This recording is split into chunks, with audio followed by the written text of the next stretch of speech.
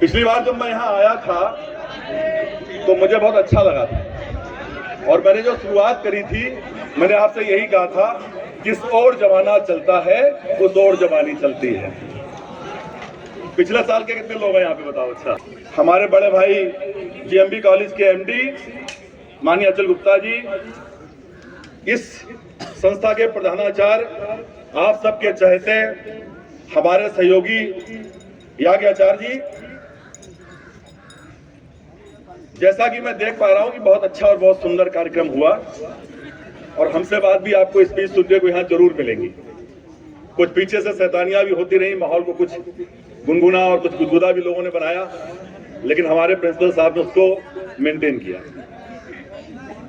तो आप ये बताइए कि हम आपको क्या सुनाना चाहते हैं, कि वही एक जिम्मेदारी वाली बात कि आपका फ्यूचर क्या है, आप आगे जाके करेंगे क्या, होने वाला क्या है और हो क्या रहा है। मतलब 50 साल पुरानी जो स्पीच है ना, वो मैं आपको दूं कि आपका कर्तव्य क्या है। अब आप सीनियर हो गए, कर्तव्य आपको पता है। तो कल जैसा ही प्रिंसिपल साहब का मुझको निर्देश हुआ परसों, तो कल बहुत व्यस्त कार्यक्रम था, उन्होंने कहा कि नहीं कुछ आपको सुनाना है।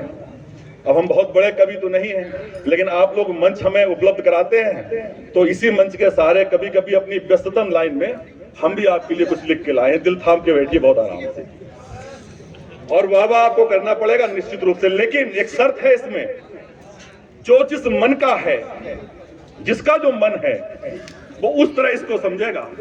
अब ये देखिए, ये आपकी सोच है कि आप उसको कैसे सोचते हैं और मैं उसे कैसे सोचता हूं, है नहीं है? ये अपनी अपनी मानसिकता का परिचय है कि हमारे प्रिंसिपल साहब बैठे हैं, अब वो इसे कैसे सोचेंगे वो तो वो सोचे। ठीक है, तभी मैं कह रहा था कुछ लोग जा रहे थे, अगर आप चले जाएंगे तो हो सकता है जो फ्री में मुफ्त में बहुत सारे कवि लिफाफा लेके बोलते हैं, हम बिना लिफाफे वाले हैं भाई देखो, और आपकी मोहब्बत में चले जाते हैं। सच ये है, टाइम बिल्कुल नहीं है, लाइफ इतनी हेल है कि परिवार के लिए भी समय नहीं है। ठीक है, जब रात को मैं शाम को 10:30 बजे घर पहुंचा तो रात को मैंने कुछ लिखने का प्रयास किया, कुछ गाड़ी में लिखा, कुछ घर जाके जब मैं लिख रहा था तो मेरी पत्नी मुझसे बोली कि यार आपके पास तो समय नहीं है, रात को आए लिख रहे हो, तो मैंने बंद कर दिया। मैंने कहा भाई गृह मंत्रालय की जरूर सुनो, तो मैंने उनकी सुनी। सुबह हुआ तो मुझे आप लोगों का फिर ख्याल आया, प्रधानाचार्य जी का, हमारे प्रिंसिपल साहब जी का निर्देश था, तो एक जिम्मेदारी बन जाती है कि जब फेसबुक पे कविता करते हैं और हमारे बड़े भाई ने निर्देश किया तो हमें कुछ ऐसा लिखना था जिससे आपको कुछ प्रेरणा मिले, कुछ सीखने को मिले। तो सुबह हम फिर लिखने में जुट गए, आधा घंटा लिख पाए, फोनों की बौछार लग गई, ये ऑपरेशन होना है, वो ऑपरेशन, इसकी मेडिसिन, उसका ये, इसका वो, तो डिस्टर्बेंस हो गया। पत्नी जी हमारी नाराज हो गई कि आपके पास तो बकती नहीं, आपसे बात करना बेकार है। तो हमने कहा आज आप बात मत करो, शाम को बात करेंगे, शाम को पार्टी है, एक शादी है, उसमें मुझे जाना है। ठीक है, तो हम बाकी का दायित्व जो है और अच्छी बातों के लिए अपने बड़े भाई अचल गुप्ता जी पर छोड़ते हैं। वो आपको बहुत ही एक सफोकेटेड सी स्पीच देके जाएंगे, जिसको आप जरूर उस बात को जरूर पालन करेंगे और हमारे साथ थोड़ी देर आनंद लीजिए। इसके बाद मुझे भी बहुत सारे काम हैं, मैं भी यहाँ से निकलूंगा, कुछ आपके लिए लाया हूँ। अब देखिएगा, भाव है, लेकिन इस कविता की अंतिम पंक्तियां पर जाके आप सोचिएगा कि मैंने कहा क्या। शुरुआत की पंक्तियों में अगर प्रिंसिपल साहब कुछ मुझसे गलतियां हो जाए तो मैं एडवांस में आपसे क्षमा मांग रहा हूं। ये काव्य रस, देखिए काव्य रस तो है, लेकिन इसे श्रृंगार रस समझने की कतई कोशिश मत करिएगा कोई, है नहीं? सामने से बनाओ या इधर खड़े होके जिम्मेदारी के साथ। हमारे पास कभी कभी स्टूडेंट आते हैं ना, कि हमारे भी कॉलेज में, चूंकि मैं एक छोटे से कॉलेज का प्रबंधक भी हूँ, एक छोटा सा हॉस्पिटल भी है हमारा, तो कभी कभी आते हैं, सर हमें भी बहुत कुछ करने की इच्छा है। तो मैं उनसे कभी कभी ये कह देता हूँ, बेटा ऐसा करो तुम पीलीभीत जाके लौट आओ। कितना देर लगा मुझे कहने में, पीलीभीत जाके लौट आओ, और मैं तुम जाओगे आओगे कितना टाइम लगेगा, हो सकता है रास्ते में तुम्हारी मोटरसाइकिल ही पंचर हो जाए। तो बहुत कुछ बनने के लिए झेलना पड़ता है। मेरे कहने का उद्देश्य सिर्फ यही है, आप लोग बन रहे हैं, हमारा भारत बन रहा है। एक बार जोरदार जोरदार शब्दों में कहिए, भारत माता की, भारत माता की, भारत माता की। एक शेर के साथ शुरुआत करूंगा कि अपने हौसलों को आप यूं ही बनाए रखना, अपने हौसलों को आप यूं ही बनाए रखना, थक जाओ फिर भी उड़ान जारी रखना। अपने हौसलों को आप यूं ही बनाए रखना, थक जाओ तो अपनी उड़ान जारी रखना। बड़ी मुश्किल से पाया है ये मुकाम आपने, बड़ी मुश्किल से पाया है ये मुकाम आपने। सफलता का ताज अपने सर पे बनाए रखना।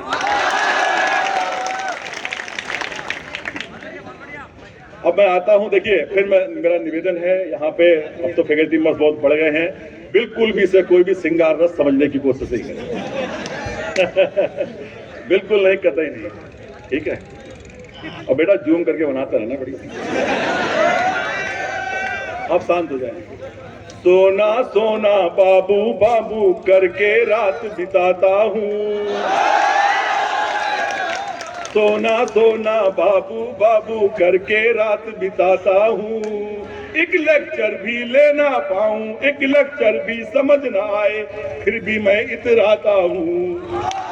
सोना सोना बाबू बाबू करके रात बिताता हूँ। थोड़ा सीखो, बढ़ा दो कि सोना सोना बाबू बाबू करके रात बिताता हूँ। एक लेक्चर भी समझ ना आए, फिर भी मैं इतराता हूँ। एकदम लेटेस्ट लिखा आप लोग भी। और सुनिएगा कि कैसे बाबू अपने सोना को क्या क्या नहीं करता है। और संभवतः इस कॉलेज में भी सोना और बाबू चला जरूर होगा, समझिए। कि हैप्पी बर्थडे तेरा मनाऊं, बढ़िया गिफ्ट उसे दिलवाऊं। हैप्पी बर्थडे तेरा मनाऊं, बढ़िया गिफ्ट उसे दिलवाऊं। बाइक पर अक्सर उसको मैं फर्राटे भरवाता हूँ, बाइक पर अक्सर उसको मैं फर्राटे भरवाता हूँ। सोना सोना बाबू बाबू करके रात बिताता हूँ। एक लेक्चर भी समझ ना आए, फिर भी मैं इतराता हूँ। और जब किसी बहाने से आप अपने पापा से पैसे मांगते होंगे तो पापा कहते होंगे चल हट, हटो, कुछ नहीं। फिर आप कहाँ जाते हैं? फिर आप जाते हैं अपनी मम्मी के पास। तो समझिए क्या कहते हैं मम्मी, पापा से जो पैसे मिले ना मम्मी से लड़ जाता हूँ। पापा से जो पैसे मिले ना मम्मी से लड़ जाता हूँ। कोल्ड ड्रिंक्स और पिज्जा मैं उसको रोज खिलाता हूँ।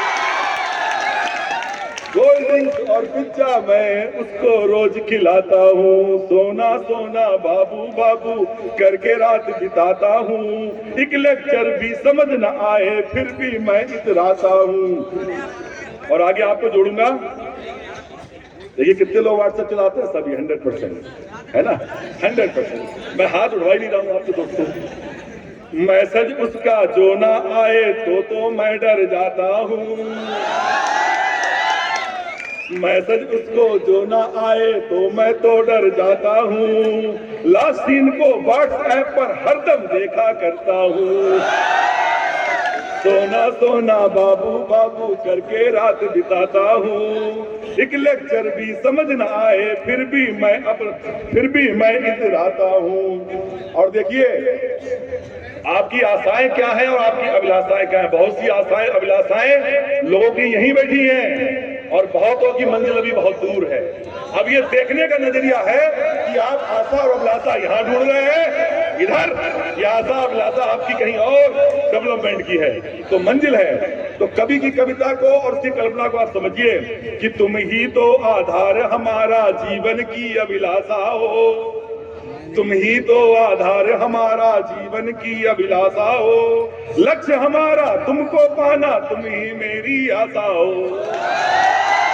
लक्ष्य हमारा तुमको पाना, तुम ही मेरी आशा हो।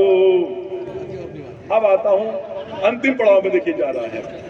अब देखिए कि लास्ट में सोना के साथ होता क्या है, ठीक है, और बाबू के साथ क्या होता है अंतिम पंक्तियों में। अभी जाएगा धीरे धीरे उसी मोड़ में। तभी मैं कराऊंगा। सिंगार रस की कविता नहीं है, हमारे स्टूडेंट यहाँ उपलब्ध है, मौजूद है। उनकी भावनाओं की कदर करते हुए सुना रहा हूँ कि आपको कैसे अपने आप को संभालना है। कि छूट गए हैं सारे लेक्चर, छूट गए हैं सारे लेक्चर, यूनिट की कोई बात न हो। कि छूट गए हैं सारे लेक्चर, यूनिट की कोई बात न हो। नंबर कम हो इंटरनल में तो टीचर से लड़ जाता हूँ। नंबर कम हो इंटरनल में तो टीचर से लड़ जाता हूँ, सोना सोना बाबू बाबू करके रात बिताता हूँ, एक लेक्चर भी समझ न आए फिर भी मैं इतराता हूँ। अब देखिए बिल्कुल अंतिम पंक्तियां हैं, बहुत ध्यान से सुनिएगा। और मुझे बहुत अच्छा लगा, आपने मेरी कविता को, मेरी प्रतिभा को बहुत ध्यान से सुना है। इतनी शांति मैंने इससे पहले कभी नहीं देखी। हाँ, लेकिन अशांति मत पैदा करिएगा। यहाँ आशाएं और अभिलाषाएं हैं, अब वो आपके ऊपर डिपेंड करता है।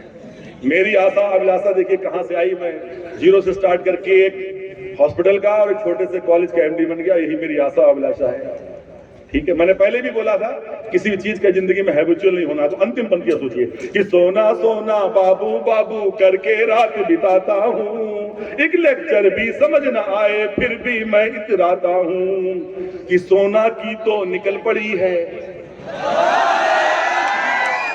कि सोना की तो निकल पड़ी है, नंबर हाई भाई है, सोना की तो निकल पड़ी है, नंबर हाई भाई है, बाबू बेचारा फेल हो गया जग में हुई हंसाई है,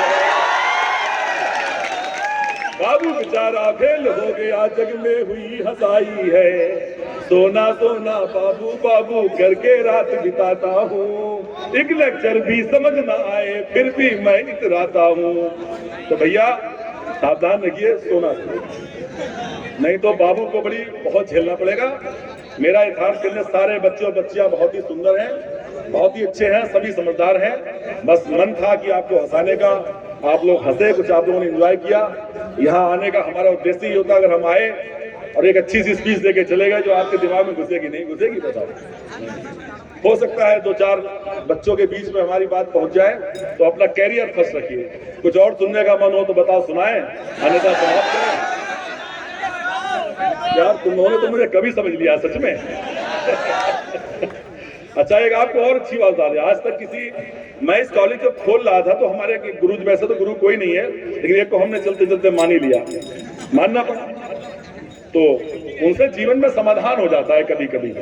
तो मैंने एक मंच का मुझे ऑफर था, तो मैं कॉलेज खोल रहा तो मैंने कहा मतलब क्या, मैं यहाँ पे दुविधा थी मन में, क्या कभी सम्मेलन में चला जाऊं। लिफाफे का ऑफर आया है, कुछ लिफाफा भी मिल जाएगा। तो उन्होंने कहा बेटा ऐसा करो, जो कॉलेज वाली फाइल है वो उठा के सेब में रख दो और कभी सम्मेलन चले जाओ। तो फिर वो आशा और अभिलाषा वाली बात पैदा हो गई, तो हमने बंद कर दी फाइल भैया कभी सम्मेलन की।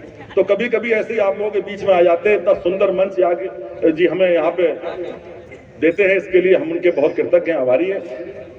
कुछ और सुनने का मन हो सुनाएं, बताओ तो होता क्या।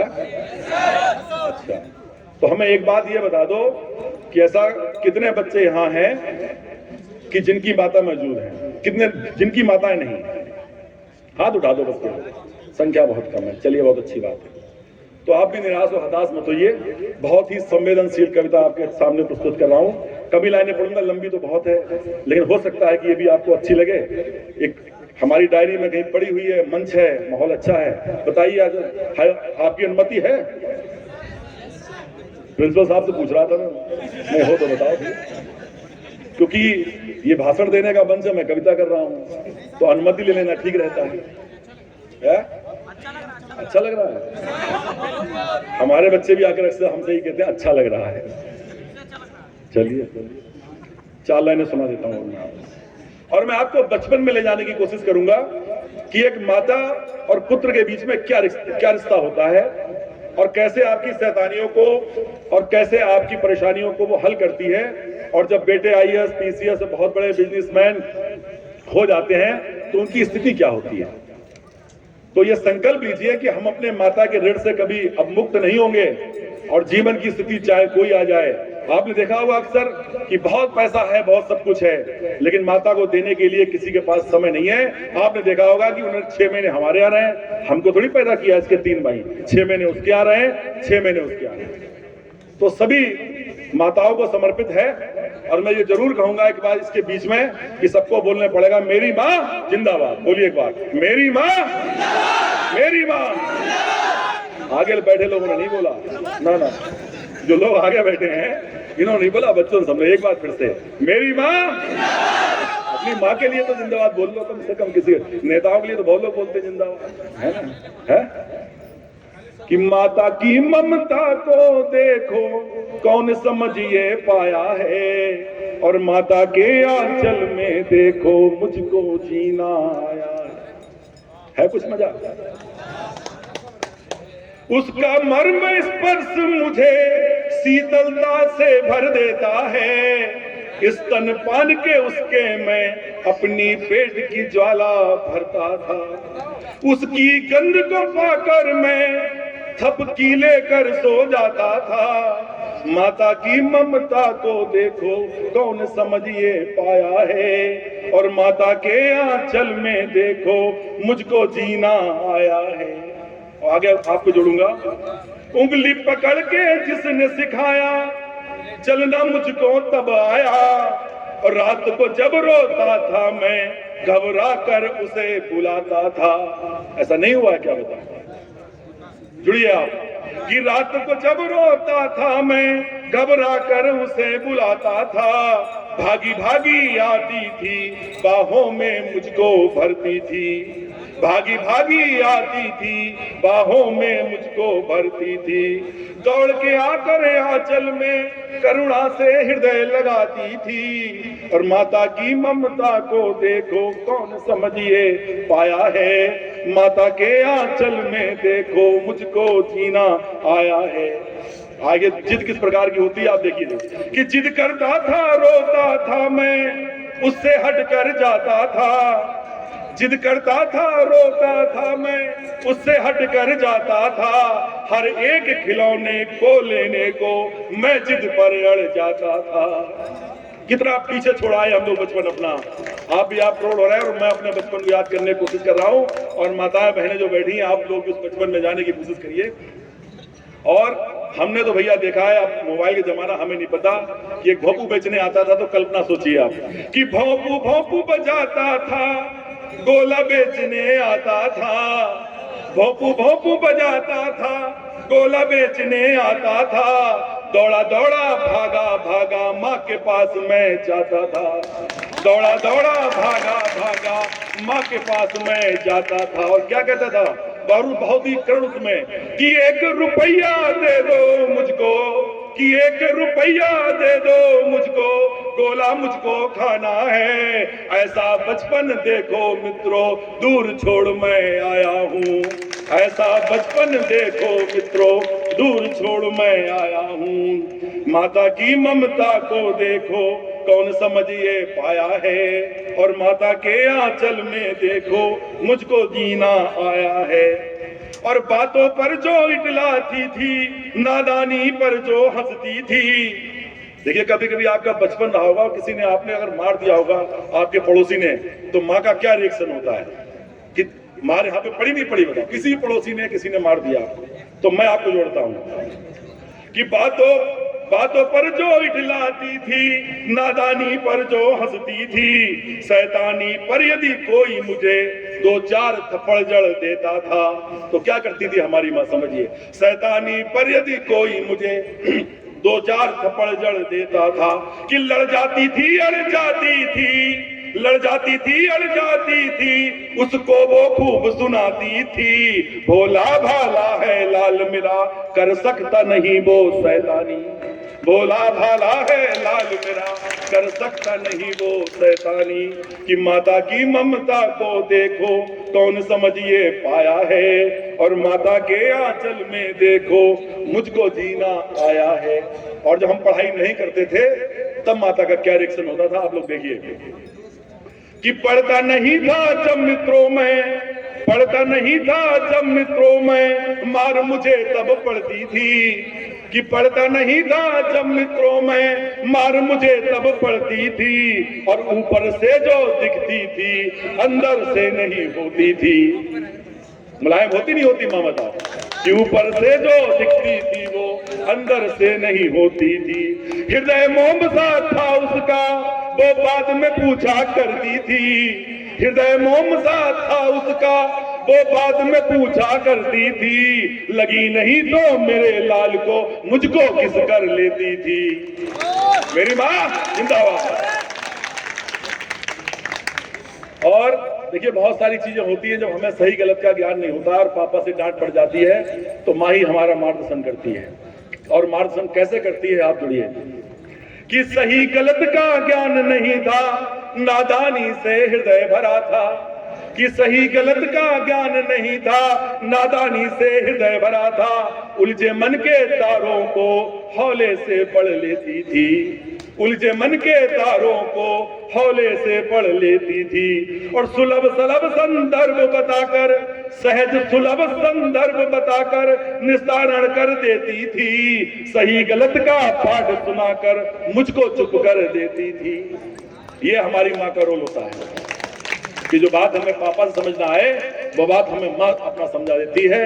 इसी कारण के साथ जोड़ूंगा, बस लास्ट पंक्तियां, ज्यादा समय नहीं लूंगा। आगे क्या होता है जब बचपन से हम लोग ऊपर आ जाते तो क्या होता है कि हिस्सों में बंटवारा करके भाई भाई में बांटा उसको। हिस्से में बंटवारा करके भाई भाई में बांटा उसको। जिसने भी ठुकराया माँ को 100 जन्मों तक रोएगा। जिसने भी ठुकराया माँ को 100 जन्मों तक रोएगा। भाग्य विधाता मुंह मोड़ेगा, भाग्य विधाता मुंह मोड़ेगा, दर दर ठोकर खाएगा। भाग्य विधाता मुंह तोड़ेगा, दर दर ठोकर खाएगा। माता की ममता को देखो कौन समझिए पाया है। माता के आंगन को देखो कौन समझिए पाया है। और अंतिम पंक्तियां हैं कि कैसे भूलूं कैसे छोड़ूं, कैसे भूलूं कैसे छोड़ूं, इन एहसानों को कैसे चुकाऊं। कैसे भूलूं कैसे छोड़ूं, इन एहसानों को कैसे चुकाऊं। एक नहीं 100 जन्मों तक माँ तुझको भूल न पाऊंगा। एक नहीं 100 जन्मों तक माँ तुझको भूल न पाऊंगा। एक नहीं 100 जन्मों तक माँ तुझको भूल न पाऊंगा। और मेरी अपनी कल्पना है, मैं अपनी माँ से जोड़ता हूं कि प्राण मेरा जब निकले तन से, कि प्राण मेरा जब निकले तन से, तेरा ही प्रतिबिंब बनाऊंगा। कि प्राण मेरा जब निकले तन से, तेरा ही प्रतिबिंब बनाऊंगा। हर बार मुझे माँ तू ही मिले, हर बार मुझे माँ तू ही मिले, ऐसी अरदास लगाऊंगा। हर बार मुझे माँ तू ही मिले, ऐसी अरदास लगाऊंगा। धन्यवाद बहुत बहुत आपका, बहुत ही बेशकीमती समय मैंने आपका लिया। प्रतिभाएं तो मेरे पास अभी बहुत हैं, 1 घंटा मैं आपको और जोड़े रख सकता हूं अपने साथ साथ, और फिर आपको मैं श्रृंगार रस से जोड़ सकता हूं, लेकिन और भी लोगों को बोलने का अवसर देना है, समय कम है। बाकी लोगों का भी जो है, मुझे इस मंच पे मैं खड़ा हूं तो मेरी जिम्मेदारी है। 10 मिनट सबको बोलने का समय था, मैंने 20 मिनट बोल लिया। 10 मिनट प्रिंसिपल साहब किसी और के इसमें मैनेज करें, लेकिन मजा आया नहीं आया बताइए। बहुत बहुत धन्यवाद आज के इस कार्यक्रम के लिए। पुनः मैं आप सभी को बहुत बहुत धन्यवाद देता हूं। सारे बच्चों की बहुत अच्छी प्रस्तुति रही। यहाँ टीचर्स की संख्या अच्छी हो गई है, आपका शिक्षण कार्य अच्छा हो गया है। जो पहले से अच्छा पढ़ रहे हैं वो पढ़ते रहेंगे, जो नहीं पढ़ रहे हैं वो पढ़ने की कोशिश करेंगे, और नहीं सुधरेंगे तो ठोकर खा के सुधरेंगे। यही एक तरीका है। बहुत बहुत आभार, धन्यवाद।